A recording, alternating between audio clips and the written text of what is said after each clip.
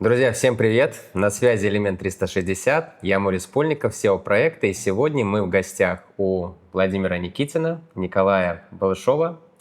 Компания Bali Benefits, очень интересный и перспективный застройщик, и вот хотели бы, ребят, с вами поближе познакомиться, чтобы вы рассказали в целом о себе, о ваших целях, о вашем бэкграунде и как вас вообще занесло на Бали. Приятно познакомиться, спасибо, что пришел в гости. Слушай, я и Коля, мы чуть больше 2 лет на Бали, и занесло нас сюда ветром, который принес слухи о высокой доходности инвестиций здесь. Я лично приехал проверять, действительно ли это так, и привез с собой какие-то деньги для того, чтобы проинвестировать, для того, чтобы убедиться, что это действительно так и есть. А потом... Получилось? Слушай, в целом, да. Учитывая, что мы сидим на вилле, которая приносит хорошую доходность, да. Уже построена, и у нее все в порядке. Да, эта вилла как раз начала строиться чуть меньше 2 лет назад. Тут было поле, и участвуя во всем процессе, мы получили готовый объект, который сдается и приносит порядка 13% годовых среднюю доходность. Это вполне себе неплохо, потому что рынок дает в среднем от 8 до 12, где-то по верхней планке, поэтому это очень хороший результат, мне кажется. Показатель за какой период? Это показатель за 9 месяцев аренды. При этом это первые 9 месяцев, да, часть из них еще была раскрутка, 2-3 месяца это была раскрутка, получение отзывов. Поэтому это хороший результат. И впереди еще высокий сезон. Я думаю, что в целом это будет хорошая история. При том, что рынок достаточно зыбкий, нужно точно правильно выбирать объекты. И в этом плане все хорошо. Да. Я на Бали приехал, потому что тут серфинг. Я первый раз на Бали приехал лет 10, наверное, назад. В Чингу в целом было практически все поле. И я помню, как шорткат был действительно маленькой дорожкой среди полей, а не то, что сейчас.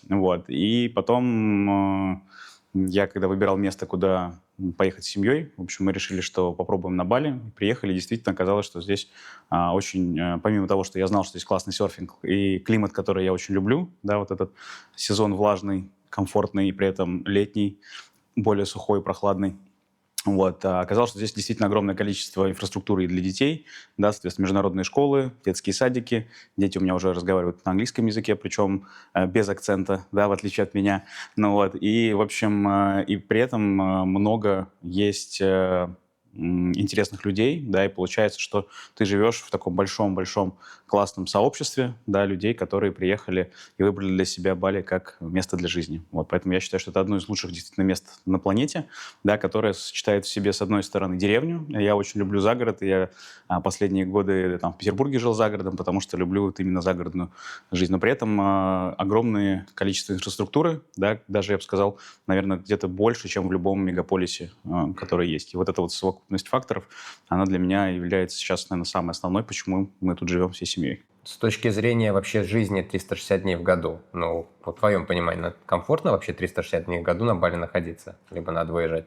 Я считаю, что комфортно, естественно, классно путешествовать, поэтому когда ты живешь на Бали постоянно, а не как турист, то, естественно, хочется куда-то выезжать, да, но в целом слетать в тот же Дубай или Куала-Лумпур, отлично, в общем, можно перезагрузиться.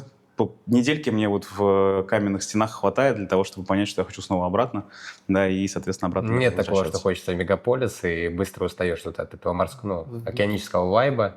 Мегаполис хочется, но их здесь рядом очень много и очень крутых. Сингапур, можно в Южную Корею, в Сеул съездить. Мы ездим и туда, и сюда, и везде. Очень круто, интересно. Плюс открывается Австралия, Новая Зеландия. Здесь это близко и тоже очень круто посмотреть. Но я последний раз был в Китае, ездил на выставку и поймал себя на такой мысли, что первый день вау, небоскребы, все круто, асфальтированные дороги, большие проспекты. Но в какой-то момент понимаешь, что это просто лишние намотанные километры. А все, что тебе нужно, ты садишься в машину, едешь в пробке, и, сравнивая с Бали, у тебя вся инфраструктура 15 минут на районе, на байке с ветерком, с кайфом, поэтому... Разница есть. И ландшафт отдыха поменялся, да, круто съездить в мегаполис, но и круто вернуться сюда. Баланс такой получается просто. Да, так здесь, в принципе, с точки зрения work-life balance, за которым все гонятся, здесь гораздо проще его достичь. Потому что, вспоминая там жизнь в Петербурге и там бизнес, работа, это там белка в колесе, да, а здесь можно много времени уделять детям и проводить с ними время очень качественно.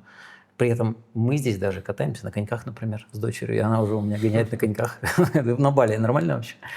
С точки зрения девелопмента, хотелось бы понять ваш бэкграунд, ваш опыт, как вы к этому пришли, вот какими компетенциями, какой ваш путь в плане предпринимательства, очень интересно было бы. Ну, в принципе, бизнесом я там, например, занимаюсь с 2010 года, очень давно, и это бизнес, связанный с промышленной робототехникой, вот, и управление, тоже управление большими проектами. Что такое development? Это разработка проекта, разработка концепции, контроль выполнения и управление всей этой историей, управление подрядчиками, тендеры, выбор. То есть я с этим работаю уже там достаточно долгое время. Мы делали большие проекты по несколько миллионов евро там, для Якобса, Nestlé, работа с международными компаниями. Я знаю, как работать с договорами, как работать с людьми. И здесь это тоже все очень пригодилось. Вот. А приехав сюда как раз, я посмотрел, как строят здесь многие девелоперы. У меня возникло много вопросов. Вот. И тем не менее, в разных конфигурациях я поучаствовал здесь и как инвестор, и как партнер в строительстве. И сам сделал собственными руками несколько реноваций. И я там понимаю особенности работы здесь. Вот. И уже как бы с этим знанием и опытом мы год назад, наверное, с Колей познакомившись. Вы в первый раз познакомились год назад? Или вы до этого друг друга, Не, пересекались? он тоже жил в Питере, и мало того, мы жили в одном коттеджном поселке одно время. Мы не знали друг друга, мы здесь познакомились в бизнес-клубе. Вообще наши дети общались, то есть у нас дети начали общаться, и мы как бы семьями дружим. Дети вас платили. Да. Мы семьями дружим, поэтому вот оттуда разговоры о том, о сём, о бизнесе, о девелопменте, об опыте, который здесь каждый проходит. Мы вообще начали с проектов в недвижимости по коммерческих, то есть не жилая недвижимость, а коммерческая. Здесь, на Бали? Да, первый проект, который мы начали прорабатывать, но он не стал первым, который реализуется, но он лежит, ждет своего часа. А, кстати, на партнерство, кто какие компетенции, вот, допустим, в вашем бизнесе выполняет, кто за что отвечает? Коля за разговоры на камеру. И поэтому сижу молчу. И публичность. Да, и публичность. А ты серый кардинал, да? Вот. Я на самом деле, да, такой, я более щепетильный, люблю циферки, люблю, чтобы циферки совпадали в табличке. Плюс у меня инженерное образование и подход и к строительству, и к процессам. Ты за структуру, за систему, структуру. Да. Там какие-то договора, в общем, базовые вещи, там все смотрю я, чтобы они были с точки зрения бухгалтерии, налогов, чтобы все было четко и честно. Коля, я слышал, что у тебя большой опыт именно в распаковке франшиз. У тебя какая-то сеть, да, мощная была с франшизами? Есть. Есть? Да, я могу чуть-чуть в двух словах рассказать. Да, у меня в этом плане экономическое образование, математика, экономическое образование. Я закончил СПбГУ. И дальше, собственно, тоже начал заниматься бизнесом достаточно где-то там, наверное, лет в 20 примерно. Вот. Но при этом параллельно я корпоративную карьеру строил. То есть я порядка 6 лет работал там в банках и в компаниях там, в B2B, там, которые занимаются отходами. И дорос до позиции коммерческого директора. У меня было там более 100 сотрудников в подчинении. Вот, и я, в общем, какую-то часть жизни прожил вот это в костюмчике, в офисе, значит, с 9 до 6, иногда позже. Вот, и в какой-то момент мне это настолько надоело, что, в общем, я понял, что я готов на все, лишь бы ходить... Уйти, да? Да, ходить в спортивных штанах, когда я хочу, вставать во сколько я хочу и так далее. И после этого я ушел как раз в бизнес, но этот опыт мне до сих пор помогает очень сильно. Какие ценности ключевые, в формате опыта ты бы мог подчеркнуть, вот, что ты такого ценного приобрел, что там смог дальше интегрировать уже на дистанции своей жизни? Я где-то к 25 годам, уже будучи коммерческим директором и имея в подчинении большую команду, понимал, как в целом в бизнесе устроены все бизнес-процессы, да, потому что я как коммерческий директор обязан был разбираться, начиная там от маркетинга и продаж, да, и заканчивая производством, потому что я должен был понимать, как выглядит конечный финальный результат, который я продаю. Вот, и в этом плане, так как у меня было там финансовое образование, я в банке сначала поработал и в основном занимался тем, что проверял как раз заемщиков, то есть заводы, пароходы. Я был на заводе мороженого, был на заводе, где льют стволы для пушек, то есть и везде смотрел изнутри, как это работает, да? А потом оказался как раз на другой стороне, непосредственно на производстве, да, где, соответственно, происходит сам процесс, да, и участвовал в нем соответственно, и рост внутри. И это дало мне, наверное, ну, такие моменты важные вот там к 25 годам, что, во-первых, управление людьми, да, потому что в бизнесе, в принципе, это ключевое. Да, нужно собирать классные команды, которые делают результаты. Первое. Второе – это понимание, в принципе, всех бизнес-процессов, потому что, когда ты работаешь в какой-то отдельной там отделе, да, ты обычно не видишь всей картины целиком и не видишь всех связей, да, так как у меня получилось дорасти до позиции там зам генерального директора, да, то есть практически второе лицо в компании. Я видел уже все процессы, вот, и понимал, как это все работает между собой. И после этого мне достаточно легко было поэтому перейти в бизнес. Был, конечно, момент, что у меня выручка там в моем управлении была там 30 миллионов в месяц, там, это там 10 лет назад, да, а в бизнесе она стала 300 тысяч рублей в месяц. Вот. Это было тяжело, потому что все надо было делать самому, а я уже привык, что у меня есть ассистент, у меня есть команда, у меня есть сотрудники, подчиненные и так далее. Вот. Но достаточно быстро в целом удалось выйти на хорошие темпы роста в компании. Первый мой бизнес, у меня было два бизнеса первых, практически параллельно начавшийся, это ресторанный бизнес, да, это небольшая такая кофейня с едой, и второй – это отельный бизнес. Вот. И, соответственно, там за 5 лет до пандемии вот мы активно развивались. У меня к тому моменту было 120 номеров управления в центре Петербурга на Невском проспекте, вот, и 5 ресторанов. Вот. И идея была в том, что два разных бизнеса – это диверсификация, да, и если с одним что-то случится, то будет второй, который будет кормить, и все будет хорошо. Вот. Но в пандемию эта логика развалилась, вот, и после этого надо было принять решение. Вот. Я посмотрел на цифры, и мы приняли решение, что отельный бизнес мы продаем, да, и оставляем себе только один бизнес-ресторан, и он у меня есть до сих пор. В прошлом году выручка всей сети составила 880 миллионов рублей, вот, и, собственно, мы продолжаем развиваться, и каждый год удваиваем все свои показатели. Вот, поэтому, в принципе, этот бизнес работает, растет. Опять же, опыт в менеджменте мне позволяет им продолжать управлять. Да, там уже есть сильная команда, которая выполняет основную операционную часть. И я занимаюсь в основном стратегией и, соответственно, стратегическим развитием. Слушай, дай, пожалуйста, совет, вот что вот по-настоящему, в твоем понимании, важно. Только что подчеркнул, что в бизнесе решает команда, люди. Вот как такую команду собрать, либо таких людей притянуть? Что, вот какие ключевые факторы и выбора специалистов? Вот как решать глобальные вопросы, которые у всех, у любого коммерса, предпринимателя, это люди, бизнес и отстройка бизнес-процессов. Что бы ты от себя посоветовал? Да, я бы, наверное, лукавил, если бы знал, как ответить на этот вопрос. Вот. С одной стороны, у меня работает 500 сотрудников, да, и порядка 10 руководителей, да, в компании. Вот. А с другой стороны, я, к сожалению, не знаю, как ответить на этот вопрос до сих пор, вот, потому что это очень сложный вопрос, и у меня нет профессионального менеджмент-образования. Да, у меня профессиональное экономическое образование, а менеджмент я скорее проходил разные тренинги, курсы и так далее, ну и плюс личный опыт. Вот. Но то, что я точно понял, что, как говорится, доверяй, но проверяй. Да, вот эта простая поговорка, она на самом деле очень много о многом говорит. Вот, потому что, с одной стороны, нужно нанимать действительно классных людей, да, и в этом плане не важно, сколько ты им платишь, да, важно, сколько они приносят и как окупаются. С одной стороны. А с другой стороны, к сожалению, у меня конверсия, наверное, максимум 50%, да, и просто нужно не останавливаться, да, и как можно быстрее понимать, что этот человек не твой человек, да, возможно, у него получится в другой компании, да, и нужно быстро принимать решение о том, чтобы искать дальше, да, и, соответственно, со второго, с третьего, с четвертого, с пятого раза ты точно найдешь человека, который будет делать даже лучше, чем ты ожидал. Но магической таблетки точно нет. Там комбинация факторов. И один из них, кстати, качественный продукт. Если ты делаешь качественный продукт, то люди это видят, в том числе сотрудники. И они, по-другому относятся, да, они притягиваются к этому. Да, и они видят идею, они видят, ради чего ты работаешь. И мне кажется, это другой уровень. Ты правильно подчеркнул, да, это очень важный фактор, потому что качественный продукт является и магнитом для того, чтобы у людей была более высокая мотивация. Конечно. Когда ты к чему-то великому приобщаешься, к какой-то большой идее, это очень крутое ощущение. И оно выше, чем материальные блага. В принципе, сейчас у нас 50 ресторанов.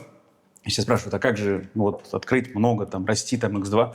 И я говорю, честно, когда у вас офигенный продукт, вообще не проблема, потому что все само приходит, у тебя растет выручка, у тебя увеличивается количество гостей, к тебе приходит. Вот последний раз к нам пришел руководитель, он сам пришел в компанию, он сказал, я хочу, я освободился, я работал там в похожей компании, я могу принести вам ценность, возьмите меня на работу. То есть не мы его искали, а он к нам пришел. Да? И это как раз то, что позволяет компании классно расти, потому что есть классный продукт. И на самом деле все остальное там дело техники, да, когда есть классный продукт, то дальше все складывается, все растет. Понятно, что нужно этим процессом управлять, но, тем не менее, продукт – это действительно самое главное, да, и вместе с продуктом самое главное – это люди, которые, собственно, создают этот продукт и дальше его развивают. А как попасть вот именно в этот продукт? Потому что очень многие начинают бизнес не с точки зрения того, какая боль рынка, какой запрос рынка. Многие рисуют себе картину, что это кому-то будет хорошо и классно, и начинают создавать. Ведь по факту же наоборот должна быть какая-то предварительная аналитика, анализ ЦА, там,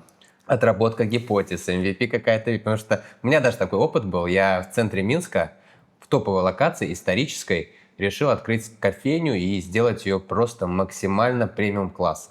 Я реально не просчитал, что, в принципе, локация, конечно, историческая, там туристы, люди с деньгами приходят, но основная ЦА – это офисники, там зарплата в $500. И тот люкс-сегмент, который я туда дал, там каменная столешница, это я просто впихнул туда квартиру в эту кофейню. Это просто никому не нужен был дешевый кофе, дешевая булочка и все. И никакого выпендрежа. Ну, это же процесс твоего, то, что тоже рост, это же процесс, это обучение, процесс твоего роста и развития.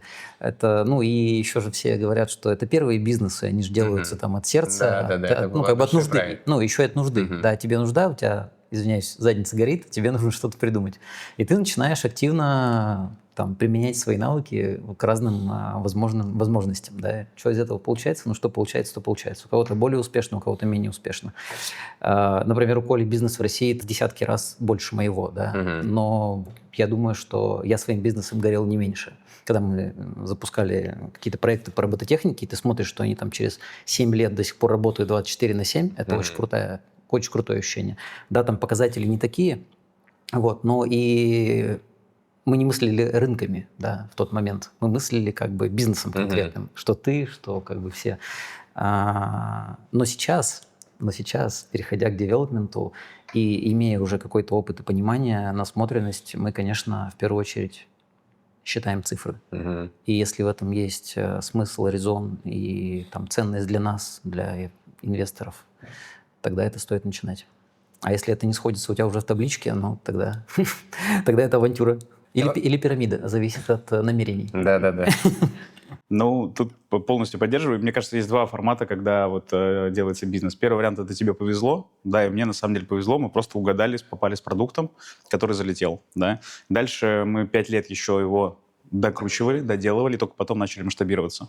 Сейчас я понимаю, как сделать все то же самое там, в 3, в 4, в 5 раз меньше. То есть, условно говоря, как пройти путь от идеи, да, то есть и за счет аналитики, за счет каздевов, за счет так, работы команды, как можно процесс с 5 лет сократить до 1. Но меньше все равно ну, практически невозможно, да, потому что ну, невозможно сразу все знать, все сделать идеально. И не в Индонезии. И тем более не в Индонезии. С одной стороны. А с другой стороны, есть, собственно, второй вариант. Это когда ты ну, выбираешь для себя рынок, нишу, да, и дальше начинаешь скрупулезно в ней да, искать вот этот самый продукт. Да? И в целом мы, когда приехали на Бали, собственно, и вот начали да, обсуждать историю какого-то проекта совместного, то, в общем, мы с этого и начали. Да? Мы начали искать вот эти вот, скажем так, сочетания факторов, да, которые позволят нам создать действительно интересный, классный продукт. И чтобы не сделать, как мы это делали, когда начинали бизнес, да, там разберемся, вот, мы очень активно проводили, соответственно, каздевы, да, соответственно, встречались с разными экспертами на рынке, в том числе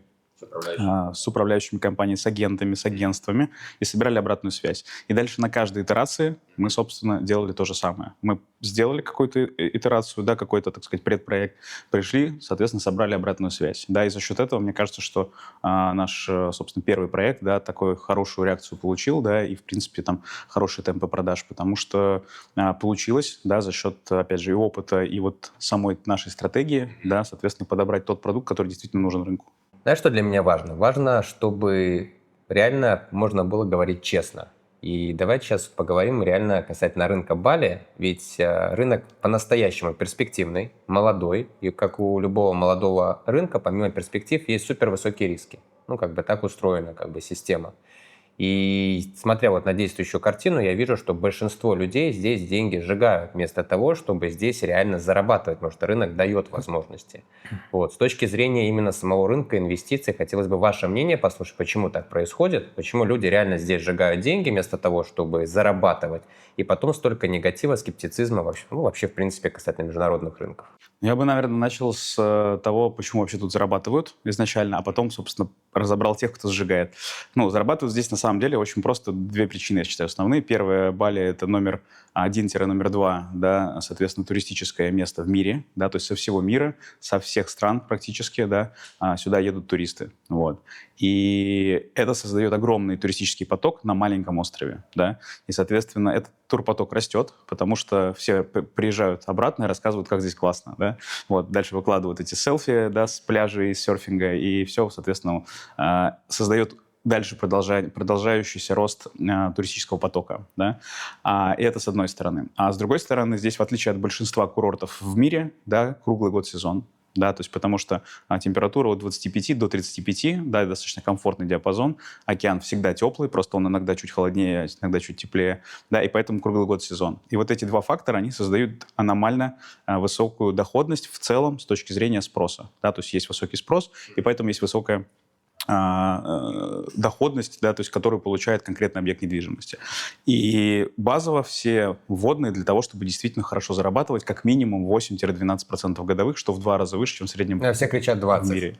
Твое мнение по этому На заборе тоже написано. Дальше начинается следующая история, что чтобы попасть в эту историю, да, должно сойтись несколько факторов. Во-первых, нужно найти действительно классную землю, которая не перегрета, да, потому что в одной и той же локации, так как рынок дикий, да, земля может отличаться до 2 раз в цене, да, и человек, который не разбирается в рынке, может купить по верхней планке, да, человек, который разбирается и умеет торговаться, купит по нижней планке. И уже в этом будет разница в доходности, да, и если земля составляет в проекте там до 15%, то вот 7%, да, теоретически там себестоимости уже можно сэкономить только на этом этапе.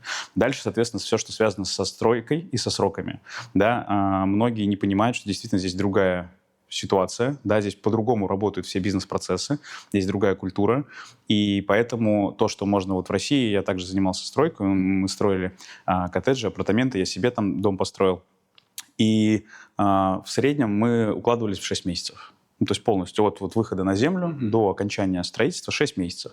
А когда мы строили отели наши, да, то есть мы арендовали помещение долгосрочно и делали ремонт, у меня арендные каникулы были 2 месяца.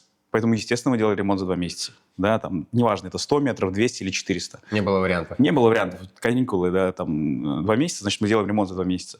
А сейчас в ресторанах мы тоже делаем открытие полное от момента аренды помещения до начала работы 2 месяца. Опять же, средняя аренда на каникулы 2 месяца. Надо успевать. Вот. И как я привык к этим срокам, приехал сюда и думаю, ну, сейчас я знаю, как здесь работать. Сейчас всех научим, потому что чем быстрее у тебя сроки, да. И он начал договариваться про арендные каникулы в 2 года. Да, потом я понял, что так не работает, надо арендные каникулы 2 года делать.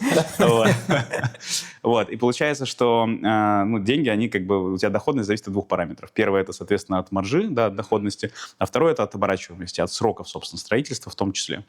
Вот. Но со сроками, как бы тут мы уже поняли, да, невозможно, да, соответственно, другая культура, другие технологии, другой опыт, да, у людей, и что бы ты ни делал, быстрее получится чуть-чуть, а при этом ресурсов, чтобы сделать быстрее, нужно огромное количество. Поэтому в этом плане нужно просто расслабиться и понимать, что вот мы на Бали, другая специфика, вот. Но дальше, когда ты это понимаешь, то, соответственно, ты можешь выстраивать процессы вокруг этого, да, потому что главное уже не сроки становятся, а главное, соответственно, это контроль, это качество, да, потому что если ты на сроки повлиять не можешь, то ты можешь повлиять на себестоимость и на качество, да, и это то, на что, соответственно, действительно надо влиять, вот, потому что быстрее, не получится. Но те, кто начинают, например, по-другому выстраивать свой фокус, да, то они получают, собственно, некачественные объекты, вот, или сжигая, соответственно, много ресурсов на то, чтобы сделать быстрее, а все равно не получается, в итоге там вылетают, соответственно, в трубу по маржинальности. И поэтому мы видим незаконченные объекты, да, поэтому мы видим, соответственно, плохое качество, да, которое потом не сдается за те деньги, которые обещали. И это, естественно, опять же, проблема в том, что люди либо приезжают со своим опытом и не перекладывают его на местную культуру, на местный рынок, да, потому что мы, чтобы вот начать первый проект, мы потратили там больше 2 лет, да, исследования недвижимости. Я когда приехал, я начал с другого, я начал с операционного бизнеса, да, соответственно, мы с женой открыли несколько спа, да, научились работать с индонезийцами, научились с ними взаимодействовать, управлять ими, да, мотивировать, вот, потому что тут тоже все по-другому работает, да, и мы зашли немножко с другой стороны. И вот когда мы поняли, как вообще работает здесь культура, люди и так далее, только после этого мы перешли, соответственно, уже к каким-то действиям. Как решаете вопрос с качеством? Качество, наверное, самый основополагающий вопрос и успеха инвестиций, раз. Во-вторых, самые высокие риски, в принципе, там и вовремя не сдать, и потом там дополнительные реновации, как... Ну, качество начинается с документации проектной. Вот, и даже при подготовке проектной документации, ну, мы уделяем очень много этому времени, потому что, ну, это делается местными подрядчиками частично, потому что нужны их лицензии, это отдельно лицензируемые вид деятельности по разработке проектной документации. Но это проходит там 4-кратную поверку, там итерации 4-5, и мы получаем нужную проектную документацию, потому что где-то они перезакладывают лишнее, да, что влияет негативно на бюджет, на себестоимость, где-то они добавляют много всего абсолютно ненужного. То есть убрав... Где-то они просто косячат. Попросту говоря, да. То есть если ты знаешь, на что смотреть, если ты знаешь, какой должен быть результат, то, ну, ты его получишь. Ну, это только в случае, если ты прошел этот путь, правильно? Ну, Потому конечно, что здесь да. все кардинально отличается. Да. Если ты неопытный девелопер, то вероятность того, что ты просрешь проект, она максимальная. Ну, Если ты пытаешься сделать все сам, Да. ну, Да. то 100% опять же. Поэтому точно делегирование, точно использовать квалифицированных специалистов. не жалеть бабок на это. Ну, и ты скорее сэкономишь, да, если жадный платит дважды, тупой трижды. Это мы все знаем. Вот. Опять же, например, мы выбираем каких-то строительных подрядчиков с другими технологиями, которые могут дать возможность выбора разных контракторов. Там, не работы с одним, а работы там, с несколькими подрядчиками. Опять же, опыт по вот этим 5 объектам, которые уже существуют, там отдельно стоящие виллы, да, вот, ну, то, на которой мы находимся, то есть, ну, в процессе были сделаны выводы, например, что оставлять просто крашеные стены – это не продуктивно, это неэффективно, потому что их нужно все время подкрашивать, нужен постоянный сервис, это уход, там, расход бюджета на обслуживание дополнительный. Ну, плюс еще простой. Простой, да. Самое главное – простой, да. Поэтому и для управляющей компании, ну, то есть это превращается в какой-то ад, когда очень много моментов, за которыми нужно следить. Вилла, которая строится для туристов, для посуточной сдачи, она должна быть неубиваемой. Должны быть использованы по возможности там, натуральные материалы, при этом они должны быть качественно защищены. Очень важный вопрос с гидроизоляцией, который здесь местные точно не уделяют внимания, да.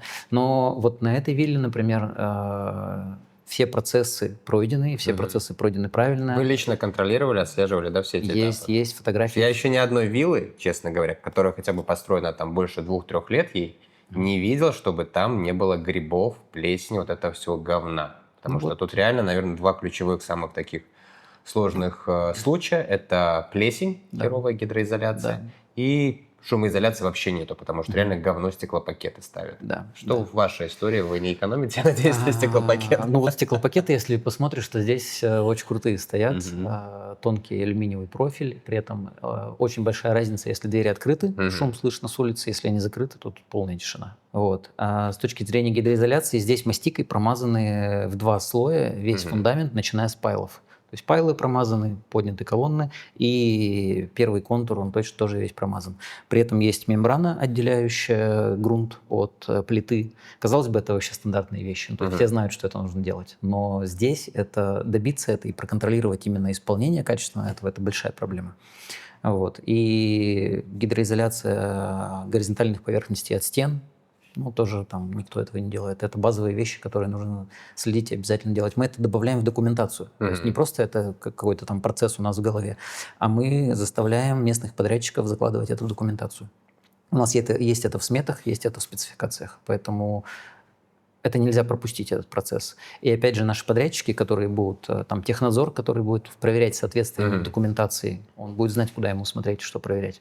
Поэтому тройной контроль, и результата можно добиться. Дай, пожалуйста, совет вот, с точки зрения инвестора. Ты инвестор, и ты, грубо говоря, заходишь в какой-то проект, либо рассматриваешь.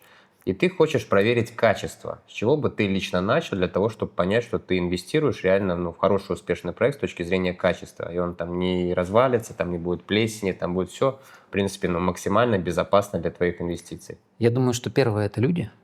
Ты должен, люди продают людям, да, человек покупает у человека. Нужно смотреть, у кого там ты покупаешь, да, какие там ценности у людей, что там в команде заложено, как они общаются, как они ведут диалог.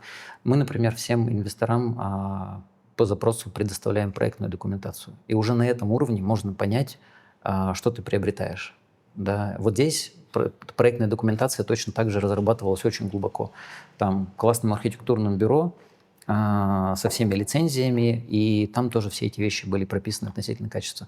Потому что если это делали спустя рукава халатно, не зная, куда смотреть, просто заказали у какого-то подрядчика документацию, он просто им что-то прислал, и они поэтому начали строить, получится черти что. Вот, поэтому это второй важный момент, проектная документация. И третье – удача. Без нее никуда в наше время. Можно быть супер крутым экспертом, все понимать, все делать, но если еще и остров обязывает. Опять же, готовые объекты посмотреть. То есть это тоже показатель. Да, а если их нету? Если нет, допустим, если нету, тогда удача. Нет. И важный момент. Если даже у девелопера нету своих проектов законченных, в данном случае скиллы девелопмента – это управление, классный менеджмент. Если они умеют делать менеджмент, то их основная функция – это найти правильного контрактора и заключить с ним правильный договор с прописанной ответственностью сторон. И в этом случае он имеет право требовать качества. То есть если он намерен дать качественный продукт, он имеет право это требовать с контрактора. И тут уже нужно смотреть на опыт подрядчика. То есть важно там не сколько девелопер построил объектов, а именно этот подрядчик, сколько он выполнил проектов, и посмотреть его объекты. И это тоже вариант. И поэтому это вполне релевантно, наверное, для тех, кто на острове, кто там хорошо разбирается. Вот, например, там агентства недвижимости могут дать такую ценность клиенту. На мой взгляд, это важная вещь. Если они этим занимаются, тогда они точно отрабатывают свои деньги. Есть, наверное, еще один инструмент, да, это в том числе юридический инструмент, потому что в любом случае здесь всегда идет оплата в рассрочку, да, и тогда можно привязывать конкретные этапы и какие-то качественные характеристики, да, к этим этапам, чтобы следить за процессом, да, и в этом плане там у нас обычно идет фиксация основных всех этапов, да, стройки, чтобы проверять соответствие того, что мы сделали, проекту, да, и, соответственно, это тоже часть такого снижения риска, да, на протяжении проекта, для того, чтобы понимать, что происходит то, что должно быть. В нашем случае, там, например, инвестор платит тогда, когда он увидел результаты этапа. Построили фундамент, пожалуйста, вы можете прислать своего представителя, проверить качество бетона, переходим к следующему, да, возведению структуры. Это, кстати, еще одна из причин, почему мы работаем с нашим нынешним подрядчиком основным, это то, что они предоставляют в конце строительства паспорт объекта. Это очень крутая штука, которая очень поможет инвестору. Например, покупая любую виллу на Бали, ты не знаешь, что внутри. И это невозможно узнать. Отделка, все классно, покрашено в 10 слоев перед тобой, твоим приходом, все супер, ничего не увидишь. Но если есть паспорт объекта, то там фиксируется, из каких материалов строилось, там фиксируются результаты лабораторных исследований бетона, там фотофиксация арматуры, которая заложена. Я слышал, там вплоть до фотоотчетов даже на всех этапах. Так и есть. Это делается там более подробный. Для нас, как для девелопера, мы это все видим.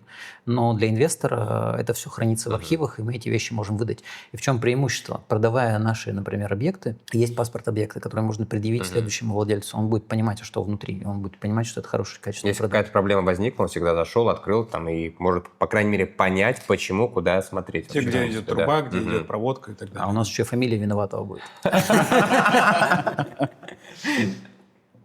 Окей, немаловажный вопрос, помимо качества. Я считаю, наверное, конечный вопрос, когда вы все-таки грамотно вошли, выбрали хорошую локацию, выбрали хорошего застройщика, у вас реально хороший концепт, видовые характеристики, у вас все основные факторы успеха инвестиций соблюдены, остается последний ключевой фактор, от которого, в принципе, все 4 могут не работать. Обнулиться. Да, обнулиться. Это управление. И управление достаточно серьезный вопрос. И на Бали это открытый вопрос, потому что, как мы говорили, все в грудь готовы бить и говорить, какие мы классные, а по факту есть вопросики.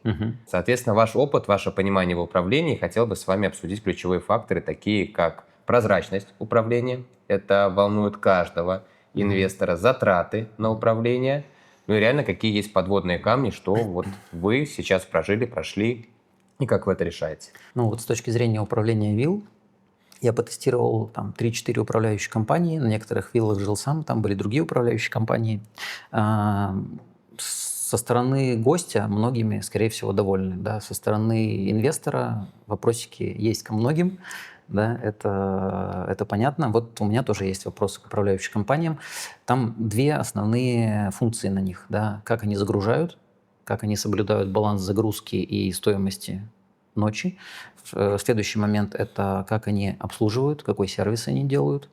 А третий момент – их финансовая сторона, как они высчитывают свою комиссию. Да? Для нас, например, важно, чтобы комиссия не забиралась с вала, со входа, потому что тогда инвестор получает меньшую долю, да, от сдачи проекта. Ну и при этом управляющие тогда не заинтересованы в снижении расходов. Мгм. Да, да, то есть тоже важный фактор. Для нас это основной такой важный критерий.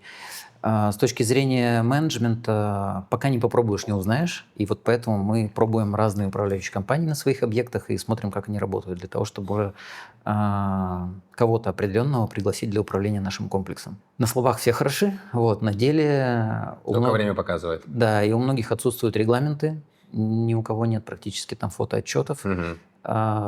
Ты можешь не знать, в каком состоянии твоя недвижимость. И тем более, вот, ну, например, эта вилла загружена практически там, 6 месяцев уже по 100% Мгм. каждый месяц. И у меня не было возможности здесь появиться и посмотреть, что происходит. В отчетах все хорошо. Мгм. Ну, хорошо, потому что А их по факту? Хорошо, потому что их нет отчетов, поэтому у них все хорошо. Вот. А по факту проблемы, конечно же, есть. Штука в том, что если управляющая компания заинтересована в поддержании объекта на хорошем Мгм. уровне, то с помощью небольшого текущего сервиса, бюджет на который заложен там, в ежемесячные расходы, можно не допускать каких-то критических ситуаций. Например, здесь я вижу, что да, есть проблемы. Я вижу, что они запустили в некоторых моментах объект, и сейчас стоит вопрос, дилемма. Либо ты их обучаешь, говоришь, ребята, у вас должны быть регламенты, я буду с вами работать дальше, если вы будете Делать это. еженедельно мне присылать вот в таком виде отчет. Если они согласятся, значит, мы работаем дальше. Мгм. Если нет, значит, мы переходим в другую управляющую компанию. Вопрос касательно финансов. Вот в каких-то случаях, условно, там клиент заезжает, он оплачивает там через какие-то сервисы формата Airbnb, Booking. В каких-то случаях они продлевают за наличные. Что в этом случае инвестор себе думает? Как бы тут дело такое. Инвестору может быть грустно иногда, да. Но... Никак не отследишь эту историю. Да, такие вещи отслеживать достаточно сложно. Там у них еще есть схемы, они бывают делают возврат средств, например, клиенту по каким-либо причинам. Мгм. Да, говорят о том, что гость там чем-то недоволен, и делают ему рефаунд за сутки, например, там, Мгм. из недели, которую он гостил. Вот. И это тоже сложно проверить, а был ли рефаунд сделан. Мгм. Там. Если все делается через Booking, через Airbnb, это более прозрачная история, тут все понятно.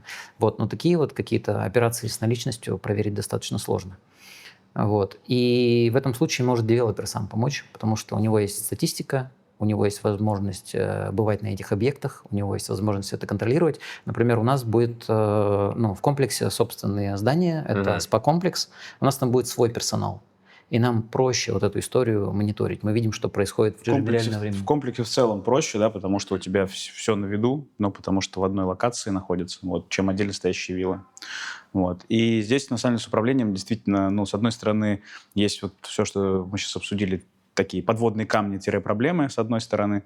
А с другой стороны, мы вот открыли уже 3 спа здесь, да, у нас там в одном спа в среднем там 10-15 сотрудников работает, да, плюс административный персонал, плюс менеджмент, вот. И в целом с болельщиками надо просто научиться, работать, да, потому что... Взаимодействовать, правильно. Да, взаимодействовать, потому что часто, естественно, их никто никогда не обучал тому, что они сейчас это делают, да, поэтому очень важно это обучение, да, первое. Второе, это, собственно, систематизация и структура, это отчеты, да, это конкретные чек-листы, и, собственно, когда ты говоришь, там, надо убрать виллу, виллу, она идет и ее убирает. А когда ты ей показываешь, как надо убрать виллу, и даешь еще чек-лист, что галочку нужно поставить, совершенно другой результат. То же самое с массажем, да, то есть, чтобы массажист делал тот массаж, который должен быть, например, нужно примерно месяц его обучать, да, потому что иначе это будет посредственный массаж. А если он месяц обучился, это будет совершенно другой Короче, уровень максимальная массажа. детализация. Максимальная процесса, да. детализация и обучение, и контроль. То есть на самом деле все то же самое. Но, опять же, как это делать, это тоже большой вопрос, потому что болицы, они как дети, да, например, нельзя повышать голос и ругаться. Вот я как раз таки хотел спросить, кстати, это уж правда, вот такой вот постоянно миф гоняет, что нельзя на болицах не кричать, не ругаться, не дай бог не оскорблять, они просто жестко... Это отличный инструмент, если в России тебе, чтобы уволить человека, нужно как бы с ним долго разговаривать, скорее всего, да, там, и увольнять, то здесь можно просто поругаться, и он сам больше не придет к тебе никогда.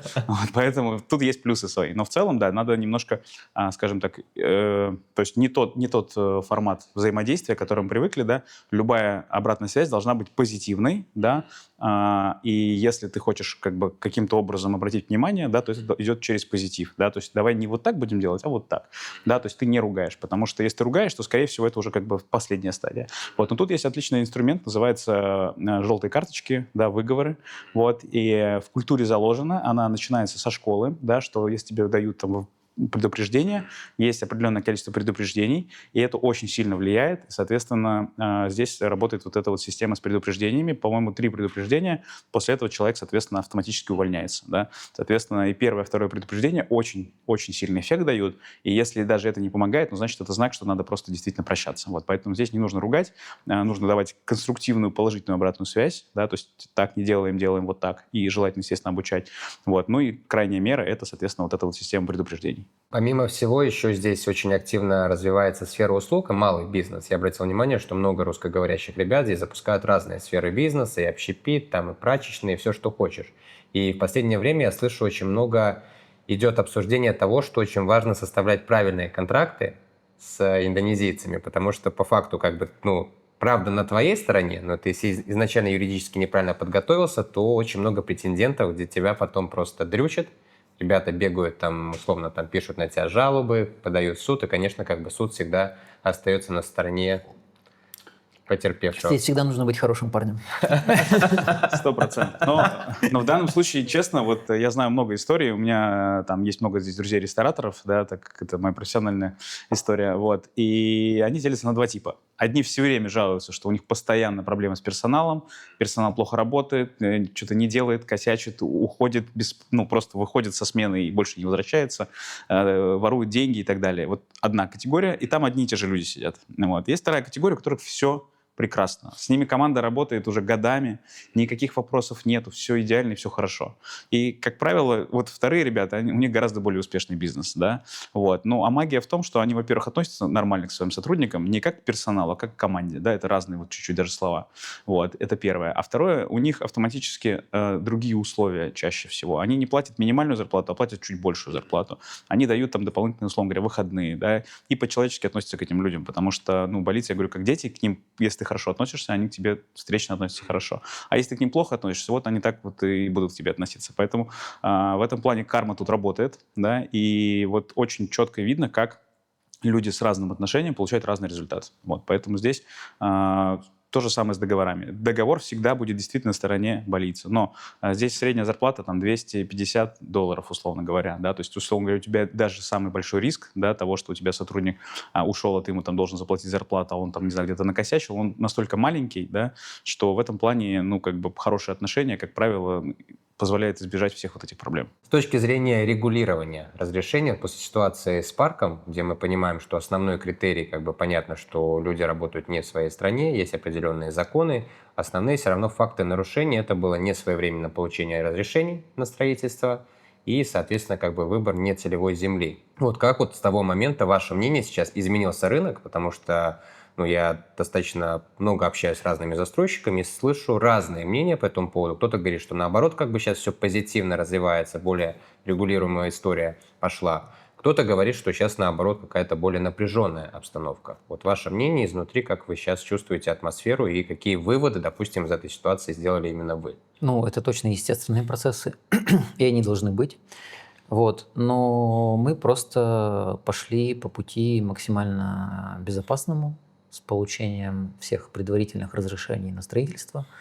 Мы готовим документацию, подаем это сначала в госорганы для проверки и получаем разрешение на строительство. Мы проекты свои только планируем делать на земле, которая пригодна для этих проектов. То есть, если это коммерция, то должна быть розовая зона. Если для резидентская, то может быть желтая. Поэтому все должно соответствовать своему истинному назначению. Ну, как бы, если строишь на зеленой земле, то это риски. И хорошо, если это твои риски, но не инвесторов. Как бы базовое соблюдение законодательных норм – это вообще обязательное условие для, мне кажется, любой бизнес-деятельности. Дальше уже начинаются риски непредсказуемые. Вот часто вопрос инвестора. Да, компания подала на PPG разрешение. Есть ли риски того, что им его не дадут, не получат? Ну, если базовые вещи правильные, опять же, статус соответствует, например, местным строительным нормам, дизайн-коду. Ну, вот проект в Убуде, например, он там, особенно в Убуде жесткие требования по крышам, да, чтобы четырехскатные крыши были. По высотности, если все базовые параметры соблюдены. По плотности застройки, по коэффициенту застройки. Да, там выделены парковочные места и так далее, то я считаю, если ты делаешь все правильно, не получить регистрационный номер невозможно. В целом государство все равно заинтересовано в развитии Бали, в развитии инвестиций базово. Ну, то есть и все, что делается, и рейтинги, и успех острова, глобально они все равно там в этом заинтересованы, и вся Индонезия продолжает развиваться. И я думаю, что это временные такие сложности, которые в целом, скорее всего, позитивно повлияют на рынок, все будут более ответственно подходить к этим вещам. Просто если сейчас посмотреть на дьюдилы, которые у нас проходят, это увлекательно. Это увлекательно. Ну, огромное количество пунктов, совершенно нетривиальных, помимо базовых. Мы включаем в договора там и возврат средств в случае неполучения, например, регистрационных номеров, в случае неполучения СЛФ. Все это прописывается в договоре, и тогда это... Это круто, потому что не все застройщики берут на себя такие риски. И в инвестиционных договорах не все готовы пойти на историю, что как бы если не получен там СЛФ и PPG, вернутся деньги. Инвестиционный договор – это Поэтому вообще... инвесторам надо обращать внимание. Инвестиционный договор – это вообще формулировка скользкая здесь, поэтому... Ну, привлекать людей, которые могут ответственно проверить девелопера, потому что пунктов, по которым нужно проверить, очень много, и просто инвестору самому разобраться невозможно. То есть это либо помогают агентства, они подключают либо нотариус, либо консалтинговые компании.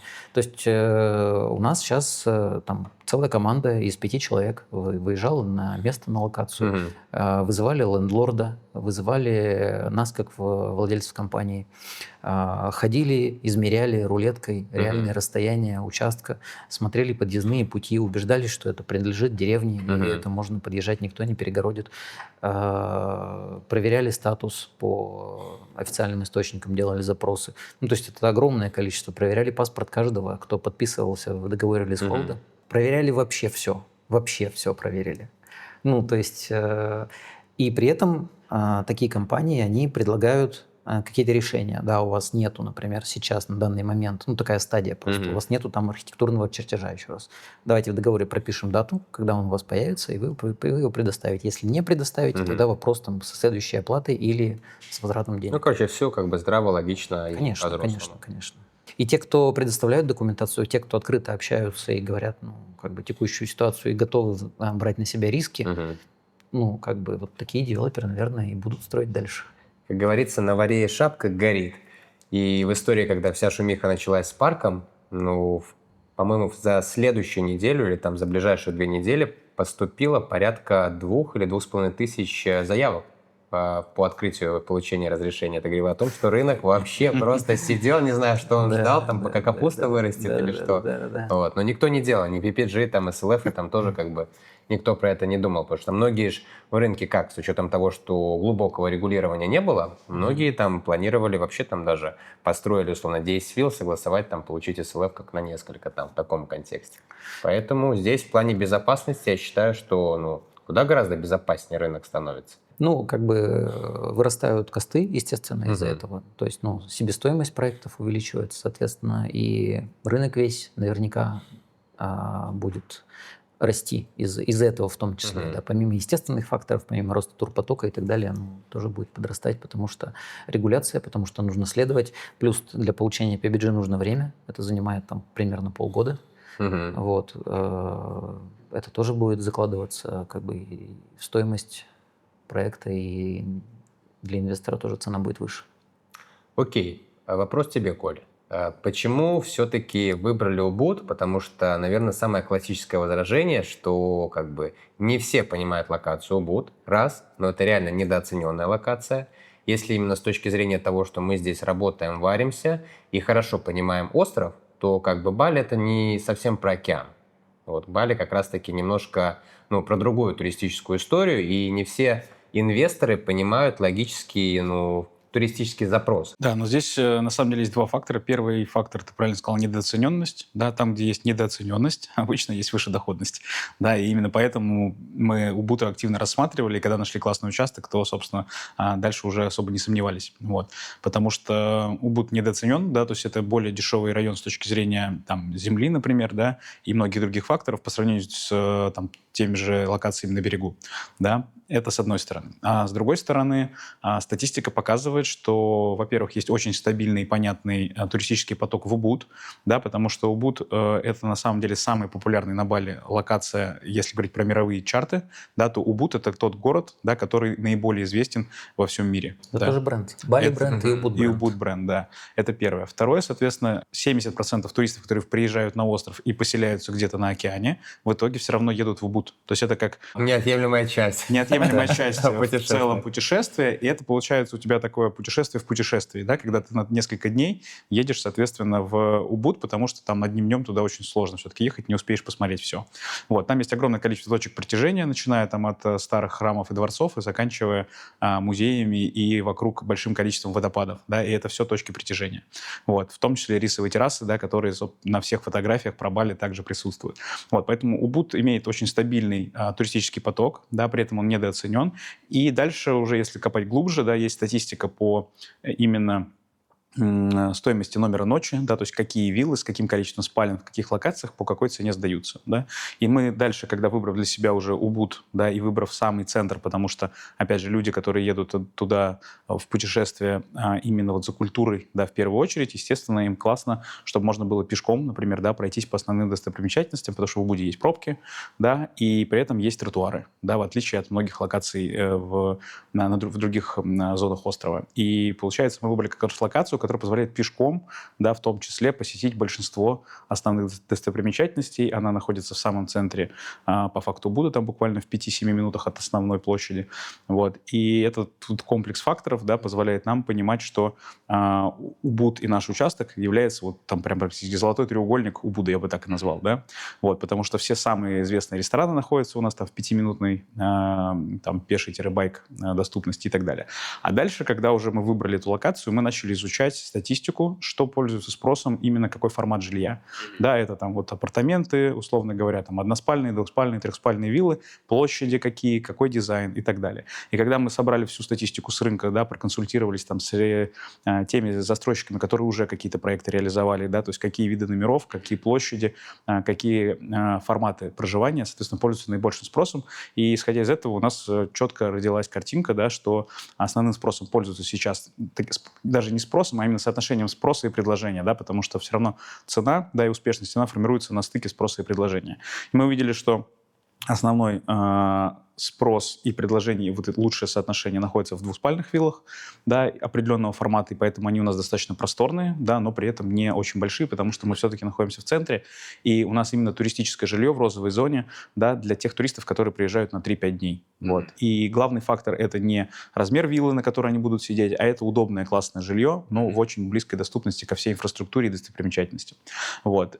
Также у нас есть, точнее, были, мы уже, в целом они уже закончились, это однокомнатные виллы, да, потому что на них также есть спрос, да, потому что это более дешевое предложение изначально по цене, более доступное, поэтому оно попадает в больший объем, скажем так, возможностей инвесторов, да, с чеком там до 150-160 тысяч долларов. Но опять же, более ликвидно все-таки покупать двушки, потому что рынок сейчас с предложением однокомнатных однокомнатных вилл, он немножко перенасыщен. Абсолютно верно. И с точки зрения доходности двухкомнатные виллы выгоднее, потому что соотношение вот это вот именно стоимости объекта к посуточной стоимости, из-за того, что однокомнатных вилл там больше 700, а двухспальных вилл там меньше 300, да, вот эта вот диспропорция, она создает как раз повышенную, условно говоря, доходность там, на квадратный метр, ну и, соответственно, там, на объем инвестиций именно в двуспальных виллах.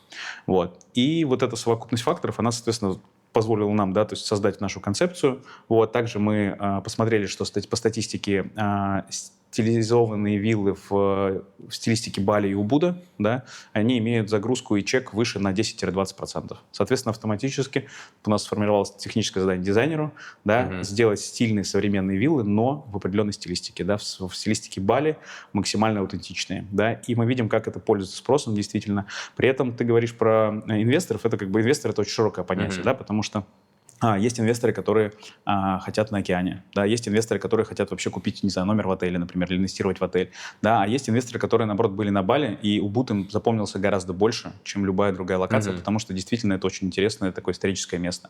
И поэтому мы просто этим проектом, да, скажем так, мы обращаем на себя внимание именно для тех инвесторов, которые готовы к этому. Потому что, ну, не каждому нужно, соответственно, такой объект, да, поэтому в этом плане самое главное, мне кажется, это не угодить всем, да, а выбрать именно ту целевую аудиторию, что мы сделали, да, которой этот объект будет максимально подходить по всем и визуальным характеристикам, и по финансовым характеристикам. Такой вопрос еще, твое мнение. Я вот обратил внимание, с учетом того, что мы работаем с большим объемом людей, что очень многие, пускай там инвестор — это понятие растяжимое, это все-таки человек, который финансово грамотный, у него есть опыт инвестирования в международные рынки, ну, у него, короче, есть уже прожитый опыт, какие-то результаты, где он понимает, как, ну, добиваться этих целей. Но то, что я вижу по сей день, то, что люди не понимают запроса туристического потока, и многие выбирают себе там недвижимость под инвестиции, рисуя картинки, как бы они тут жили, как бы это сдавалось. Но это же фатальная ошибка. Потому что это не инвесторы. Это не инвесторы. Ну, как бы в правильном понимании этого слова. Да, действительно, очень много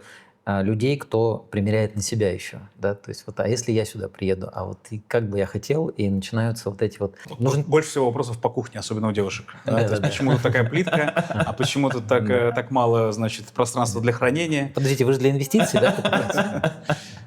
По-другому мыслить, надо категории мыслить туриста. Мы тактично обычно стараемся объяснить все-таки изначальную цель, да, и объяснить формат, да, потому что, например, в нашем комплексе, помимо того, что у нас есть, то есть у нас виллы не очень большие по меркам в целом, там, средних показателей, они там чуть меньше, чем средний размер, но у нас есть на территории комплекса спа-комплекс, да, то есть это отдельное пространство, в которое можно там прийти на массаж, да, это самая популярная услуга на Бали, да, можно, соответственно, там сходить в баню, да, погрузиться в холодную купель, да, или помедитировать на 3-м этаже на руфтопе, соответственно, там с видом на пальмы, да, на рисовые поля.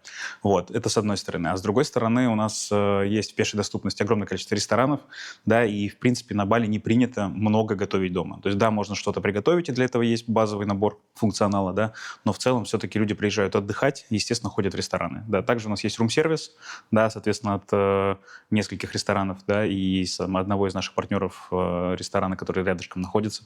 Вот. И получается, что с точки зрения сервиса, да, гость на самом деле, вот турист, который приезжает, там, вот, знаете, там 3-5 дней, ну, у него полностью закрыты все его потребности, да, и ему не нужна там кухня, да, для домохозяйки, которая будет варить еще борщи. Очень хороший пример – это вилла. Ну, то есть я же живу на Бали, но я не живу на ней, хотя это моя вилла, я могу на ней жить. Но если я буду здесь бронировать себе там 2 недели, ну, 2 недели обычно допускается, и это не сильно влияет ни на что, да. Но если я, например, закрою полгода, то для управляющей компании, для объекта в целом это большие потери. Потому что через полгода простоя, когда она забукана владельцем, тебе нужно раскручивать ее заново, получать заново отзывы, и она падает в рейтингах на Airbnb, на Booking.com. Активность везде, пропадает. Да, активность пропадает, ее не бронируют, нет отзывов, нет. Поэтому это невыгодно. Ну, то есть, если ты покупаешь виллу для инвестиций, то она должна работать максимально эффективно, максимальное количество дней в году и часов в сутках. Вот. И тогда тебе денег, которые она приносит, хватит для того, чтобы жить где хочешь. Где хочешь, в любой точке. Сегодня в Убуде, завтра в Чангу, а при этом еще и менять уровень. Да? То есть можно там на долгую дистанцию снять виллу попроще там, на несколько месяцев, но на недельку заселиться куда-нибудь. В отель с там, 5 звезд, условно говоря. Да, 5-звездочное что-то, и получить крутой уровень сервиса и свободу. Вот это свобода, да. То есть нужно четко понимать, зачем ты это делаешь. С точки зрения именно вашего пути как застройщиков, какие вот выводы реально вот с момента, когда вы начали погружаться в рынок недвижимости, рынок строительства, вы сделали, и что уже сейчас вы видите, вы делаете лучше, чем в самом начале? Во-первых, подход к выбору подрядчиков. Да, вот эта история про людей, которую Коля рассказывал, да, что тут специфика менталитета. Мы, например, приняли для себя за норму не работать с одним подрядчиком, которому мы отдаем весь проект целиком. Это очень большие риски. То есть он может начинать затягивать сроки, могут быть проблемы с тем, что он обиделся и ушел, и какие-то финансовые могут быть сложности. Поэтому мы выбрали подход, когда мы на один и тот же объект, на какой-то этап выбираем несколько подрядчиков. Это позволяет легко в случае каких-то сложностей перераспределять между ними объем работы. Кто-то лучше делает, кто-то быстрее делает, кто-то там дает лучшую финансовую отчетность или качество, можно быстро перекинуть без потери общего срока по таймлайну проекта. Вот. Это важный момент, который мы точно... С точки зрения отделки, допустим, вот мы поднимали вопрос, вот даже на кейсе вот этой виллы, здесь реально какая проблема? Проблема в том, что надо выделить сейчас время, чтобы мелкие косячки, которые в любом случае в процессе эксплуатации появляются, это все равно может повлиять, если процесс с точки зрения управляющей компании грамотно не организован, ударить по occupancy, по заполняемости, конечно. Соответственно, ударить по конечному кошельку инвестора. Так и есть. Вот эту виллу закрывали на 2 суток для того, чтобы сделать обслуживание стен как раз. Тут примерно 80% стен – это покраска. И это большая проблема. Ровные крашеные стены очень быстро пачкаются, их там подцепляют, что-то подтек кондиционер где-то, какие-то, в общем, такие вещи. И, например, вы закрывали на 2 суток, то есть для меня это минус 5 миллионов.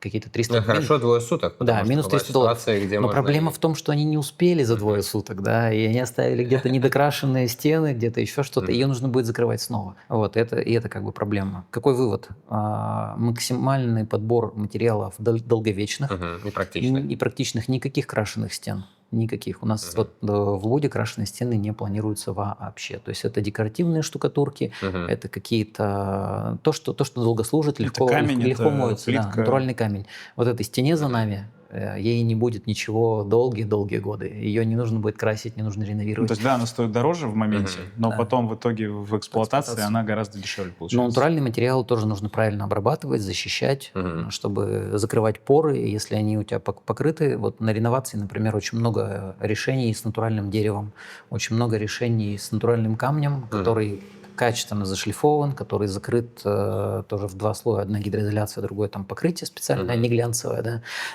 Вот, с этим мы вообще...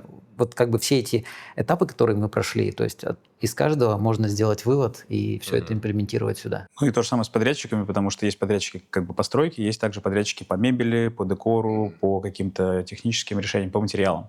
И вот, собственно, прожив этот опыт уже несколько раз, соответственно, уже складывается понимание, с кем и нужно работать, и как нужно работать, а с кем просто не нужно, какие материалы, в принципе, не подходят для именно тех целей инвестиционных объектов, которые, собственно, мы строим. Что в вашем понимании партнерство? Вот вы партнеры, и вы там более года, уже вместе работаете. Какие ключевые, наверное, важные факторы вообще в партнерстве, в выборе партнера? Как вы решаете там какие-то спорные ситуации? Происходят ли конфликтные ситуации? Все люди, это понятно, и чтобы было успешное партнерство, что в вашем понимании по-настоящему Мне кажется, самая важная часть, это Вова в какой-то момент приходит, когда мы только уже начали что-то обсуждать, и говорит, надо нам, серьезно поговорить, и выкатывает мне 40 вопросов мне выкатывает, в Excel и говорит, заполняй.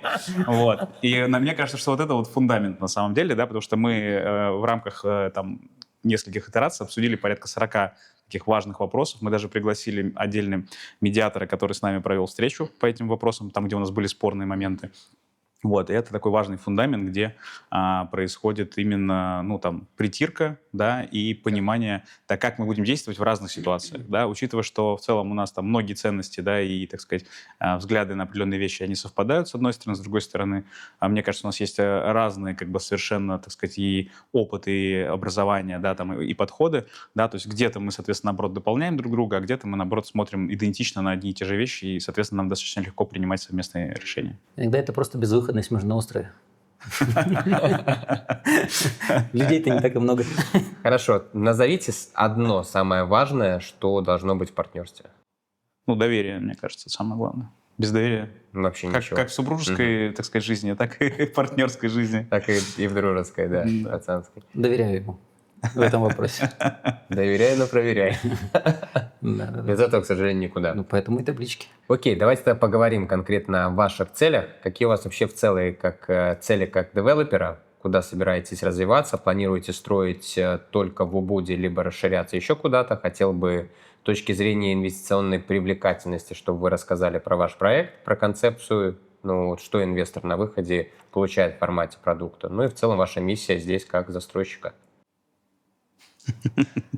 Я тогда начну. В целом мы сошлись на том, что мы в данном случае, наверное, не совсем классический девелопер, да, которого главная задача — это объем квадратных там, метров жилья, которое построено, да, а мы двигаемся в такой немножко такой бутиковой истории, да, во-первых, потому что, ну, например, мы обсудили, что мы не очень хотим строить апартаменты, да, потому что, во-первых, там достаточно высокая конкуренция, да, во-вторых, это, в принципе, погоня за максимально дешевым ремонтом, минимальной площадью, да, чтобы позволить себе минимальную цену, чтобы как можно большему количеству инвесторов это, соответственно, там, отдать. И нету вообще конечной цели под названием «Какая будет доходность у инвестора?». И мы уже видим проекты, в которых доходность с 15-20 оказалась 3, 5, 7, да, и, естественно, инвесторам из таких проектов не выйти, да, потому что либо ты должен выйти там с минус 50%, да, ну, либо ты сидишь и получаешь какую-то доходность, вот. Поэтому мы в этом плане ориентируемся в первую очередь, то есть для нас инвестор — это наш, скорее, так сказать, партнер, инвестор, да, а не конечный покупатель. Потому что конечный потребитель в любом случае здесь, да, кто платит деньги и кто в целом обеспечивает эффективность этого рынка, это турист. Поэтому все, что мы делаем, мы начинаем вообще вот, кто там будет жить, да, почему он там будет жить, какая аналитика по там, данным там, типам объектов в этой локации, вот то, что я, собственно, рассказывал, да. И дальше, исходя из этого, мы уже строим, что если мы строим себе. То есть вот как бы мы строили себе комплекс на 13 вилл, да, ну вот на этом участке, да, ну то есть 13 вилл это уже потом. То есть как бы мы строили вообще комплекс вилл на этом участке, если бы это были наши деньги, да, и вот наш подход, он вот такой. А дальше мы понимаем, окей, значит, часть... мы считаем дальше проект, считаем, соответственно, какие должны появиться доп. Услуги, чтобы конечному гостю было классно. И мы понимаем, что любая отдельно стоящая вилла, да, проигрывает нам, потому что у нас есть на территории спа-комплекс. Причем полноценный day-spa с банями, с купелями, с массажами, да, и с, так сказать, йога. А на Бали это проблема? Именно касательно качественного спа, сауны, вот, ну, честно говоря. Ну, во-первых, это проблема, во-вторых, это надо куда-то ехать, да, это нужно, соответственно, там, получается, платить деньги за это отдельные, да, то есть это в любом случае как бы что-то экстра, что не входит. А тут это просто входит, потому что оно есть, и оно вот у тебя там... Плюс это дополнительная точка притяжения людей, которые... Это дополнительная точка притяжения. Для нас это, естественно, точка дохода, потому что это будет работать как коммерческий объект и на внутренние нужды, и на внешние нужды, потому что мы умеем с этим работать. Вот. Но глобально он там появился не потому, что деньги, а потому что мы думаем, как будет классно гостю, как мы сделаем максимальную загрузку и максимальную доходность, если это наш объект. Вот. А дальше мы, собственно, в рамках этого проекта считаем, что окей, значит, вот мы его посчитали. Дальше у нас есть понимание там нашей маржи на каждом этапе, да, то есть как мы в этом проекте сами зарабатываем, да. И дальше... Собственно, мы понимаем, что, окей, вот эту часть объектов мы готовы продать инвесторам, и дальше мы для себя строим. На самом деле мы выбрали такую достаточно, мне кажется, понятную логику, да, у нас есть определенное количество вилл по определенной цене. Да, то есть и по мере развития проекта, по мере, собственно, продаж у нас, собственно, поднимается цена, потому что мы для себя установили среднюю цену, которую мы готовы себе позволить в этом проекте, чтобы выполнить норму доходности. И дальше, соответственно, мы, получается... спокойно по ней идем, да. И второй момент, соответственно, мы оставляем себе обычно несколько вилл в комплексе, да, потому что мы в любом случае планируем им управлять, у нас будет там спа, у нас будет несколько вилл, и будут партнеры-инвесторы, с которыми мы делаем проект. Потому что если бы мы заходили, условно говоря, сейчас там самостоятельно, то это было бы там 5 вилл, да. А так мы можем позволить себе 13 вилл, но магия в том, что издержки по управлению, да, они, соответственно, сильно не вырастают с точки зрения там, 5 или 13 вилл. То же самое, спа-комплекс на 5 вилл, мы бы его уже не смогли построить, потому что он бы тогда не так эффективно работал. А на 13 вилл он уже работает. И в этом плане происходит такая синергия, когда эффект масштаба позволяет сделать проект в целом эффективнее, выгоднее и интереснее, в том числе для конечного туриста, потому что появляется определенная инфраструктура, да, вот. А на стройке то же самое, да, то есть неэффективно строить один объект, да. Я бы сказал, что меньше там 5-7 вилл в одной локации строить, ну, достаточно дорого, просто по себестоимости именно вот процессов контроля, управления и так далее, да, поэтому мы, в принципе, для себя установили порог там минимум 10 объектов, да, которые должны строиться, потому что иначе просто стоимость управления процессом строительства и контроля качественного, да, она, соответственно, съедает всю маржу, да, и вот в этом плане вот с таким подходом мы подходим к проектам. С точки зрения ликвидности, как бы ты описал ваш проект, какие ключевые факторы ликвидности есть, почему инвестор должен зайти именно сюда на уровне там, всего рынка или там масс-маркета, который существует? Да, ну в данном случае, когда мы считали математику по загрузке и стоимости номера ночи, да, исходя из этого у нас получилась цена, которая должна быть для инвестора интересной, чтобы он получил хорошую доходность. У нас сейчас расчетная доходность, подтвержденная несколькими управляющими компаниями, 15% годовых. Да? Вот. И дальше, исходя из этого, мы понимаем, что на пресейле, да, то есть на старте проекта 15% это хорошо. С учетом нашего планового поднятия цен, да, готовый объект будет приносить порядка 12 годовых, что также, собственно, отличный показатель. Вот.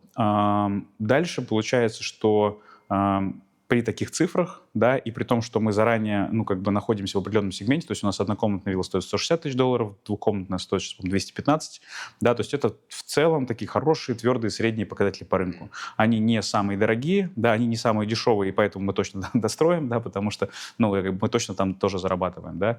И в этом плане, ну, то есть, когда есть очень дешевые предложения, надо всегда спросить, а почему там такая цена, да.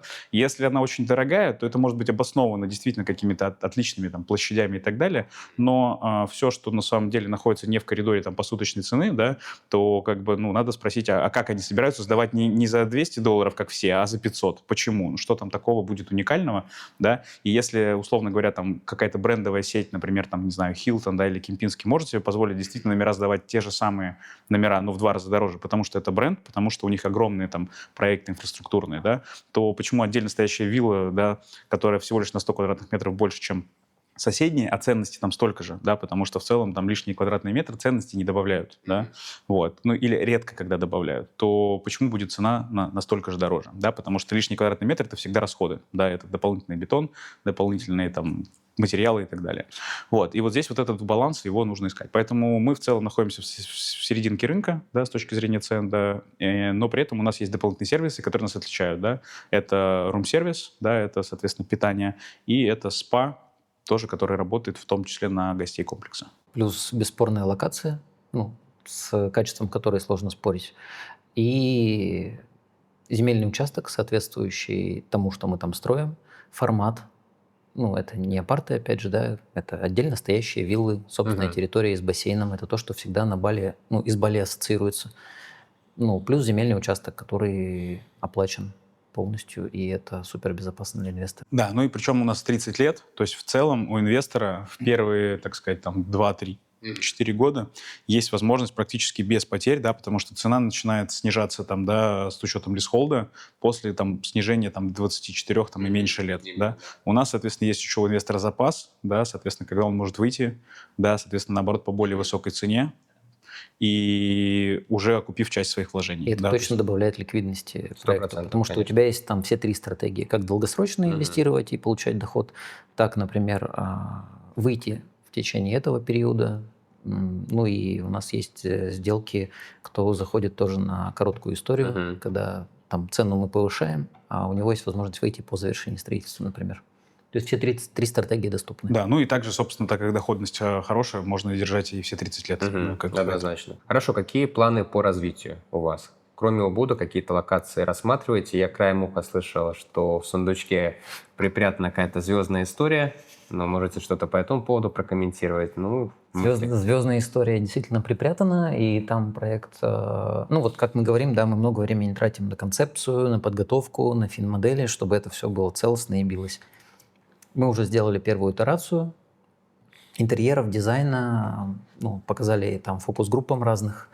собрали с них информацию и пошли это дело Всё на переделывать. следующую итерацию все переделывать. Вот, поэтому этот проект никуда не девается, он будет на Буките.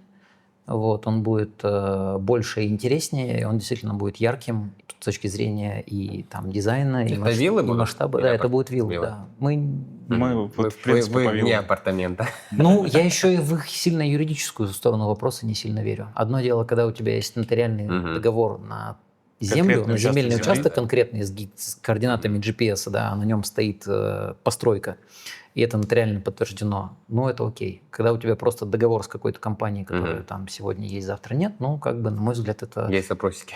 вопросики есть. Поэтому апарты точно нет. Мы за то, чтобы у людей была безопасная юридическая ситуация. Вот. А тогда там проект готовится, ну и плюс мы видим, по нашему мнению, проект в Буде, вот наш первый, он в этой конфигурации, он такой, ну, достаточно успешный, на наш взгляд, поэтому было бы странно не продолжить его. Я так понимаю, эта история будет предварительно в концепции закрытого пресейла, правильно? Это не будет история в общем доступе. Если что-то останется, то кому-то там... Ну, у нас уже есть брони от достаточно известных людей, вот, и у нас в проекте в этом есть партнер, соответственно, тоже очень медийно известная личность. Вот, поэтому, скорее всего, сначала это будет такой действительно супер закрытый пресейл по там, друзьям, знакомым, да, и это первый будет этап. Второй этап это будет закрытый пресейл, да, там, через наших партнеров, вот, и только потом, что останется, уже будет выведено на рынок. Поделиться можете хотя бы какими-то, пускай не супер подробностями, вводными, в точке зрения инвестиций, ну, там, сколько, там, однокомнатные, трехкомнатные, что планируется, вообще сколько там, цена квадратного метра с точки зрения вот именно инвест Поскольку показателей? это на Буките, на наш взгляд, что это там будут виллы точно от двухспальной. Однушек не будет вообще? Однушек не будет, да. На Буките как будто преобладают, ну, судя по статистике, по цифрам, преобладает спрос на более крупные объекты. Соответственно, там будут и трехкомнатные, и четырех. Вот. Они будут более просторные, то есть там и 130-150 квадратных метров, четырехспальные еще больше. Вот, поэтому там будет больше земли. Скорее всего, они будут... Участок будет ландшафтный, да, то есть они не будут перекрывать вид друг друга, будет какая-то панорама. Вот, поэтому такие вводные стартовать будут, наверное, примерно там 250 плюс. За двухкомнатную виллу? Да. Трешка там 300 плюс, и пошло, полетело. Да. Ну, где-то $2500 за квадратный метр. Ну, на самом деле, для Букита, если это хорошее качество, хорошая концепция и локация, это ценник абсолютно супер, ну, адекватный и вкусный. Вот, потому что взять на примере того же Park View, там Park Blue проект, ну, вот их виллы там в размере там 3, 3,5, 3,800 за квадратный метр. Вот, соответственно, как бы цена уже даже на сравнении, ну, супер конкурентная. Плюс я всегда верю в уникальность, не супер гигантские инфраструктурные комплексы, где, ну, юнитов одинаковых там 100, 200, 300, 400, а когда там их там 10, 15, 20, но они там по-своему как-то уникальны. Вот, мы делаем как раз следующую итерацию концепции, потому что предыдущая нас не устроила. Да? Мы хотим, чтобы там была идея, чтобы она целостно смотрелась, чтобы там было даже независимо от того, что там есть какие-то звездные люди, чтобы проект сам по себе был интересный и самодостаточный. Вот, это наша цель. Чтобы он не работал потому, что там звезда, а потому что он экономически эффективен и интересен инвестору. Такой вопрос на засыпку напоследок. Что бы вы посоветовали себе 20-летнему? Вот если бы встретились, сели и вот друг перед другом оказались. Какие бы советы себе дали? Ну, я точно знаю, что я этот вывод давненько уже сделал, и особенно на Бали здесь точно нужно действовать быстрее, принимать решения быстрее и не бояться откручивать на полную. Да. Потому что если база правильная, намерения хорошие, то как бы чем быстрее даже ты ошибешься, тем лучше. Интересно, я хотел сказать ровно наоборот. Потому что, во-первых, я считаю, что очень важна идея фокуса, да, и в этом плане, если ты что-то делаешь, вот уже, да, то не надо пытаться, да, искать еще какие-то более выгодные, там, не знаю, там, ниши, концепции и так далее. И если что-то получается, действительно надо давить на газ, да, но при этом важно это делать сфокусированно и, наоборот, не торопиться, да, потому что лучше 7 раз отмери, 1 раз отрежь, да, и в этом плане, мне кажется, мы с Вовой как раз дополняем друг друга, потому что я изначально, да, топлю, наоборот, а Вова, наоборот, притормаживает.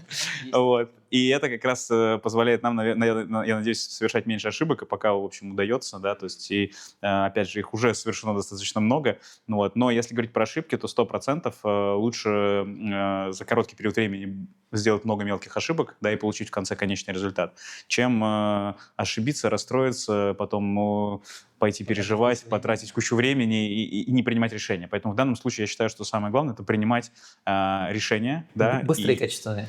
Ну, быстрые, качественные — это уже как бы дополнительно, то есть это сложнее, да, то есть, но в любом случае их принимать, да, то есть самое худшее — это непринятое решение. Оно может быть правильным или неправильным, но зато ты, если у тебя есть, ну, как бы рефлексия, если у тебя есть постоянный контроль как бы за результатами, аналитика, то даже плохое решение, оно может быть хорошим, потому что ты быстро понял, что оно плохое, и переделал, да, и в этом плане самое плохое — это непринятое решение.